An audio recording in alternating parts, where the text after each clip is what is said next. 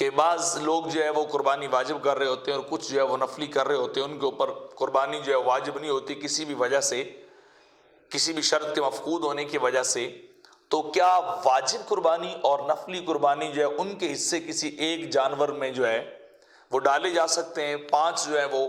واجب قربانی کرنے والے ہوں، 2 جو ہے نفل کرنے والے ہوں،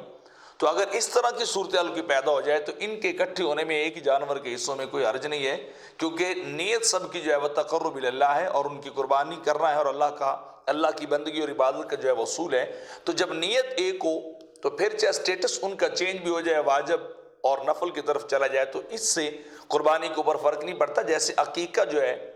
وہ بھی قربانی کے ساتھ جو کیا جا سکتا ہے جب ان کی نیت ایک ہے، لیکن اگر نیت کے اندر تبدیلی آ جائے کہ وہ صرف گوشت کے لیے شامل ہو رہے ہیں، دوسرے جو ہے وہ تقرب اللہ کے لیے شامل ہو رہے ہیں، تو پھر ان کی قربانی کسی کی بھی نہیں ہوگی، کیونکہ اس طرح ایک ہی جانور کے اندر 2 الگ الگ نیتیں جو ہے کرنا وہ درست نہیں ہے۔ فقط ایک نیت کے تحت جو ہے وہ چاہے جس لیول کی بھی آپ قربانی کریں وہ سب کی قربانی